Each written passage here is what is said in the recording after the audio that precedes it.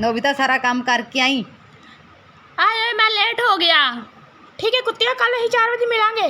ठीक है। सॉरी बांदरो, मैं लेट हो गया। कंजरा ने ਮਸਾ 3 ਦਿਨਾਂ ਦੀ ਛੁੱਟੀ ਕੀਤੀ ਹੈ ਤੇ ਨਾਲੇ ਇੰਨਾ ਕੰਮ ਦੇ ਦਿੱਤਾ ਹੈ। ਤੂੰ ਕੀ ਨਹੀਂ ਸੀ ਚੁੱਕਾ?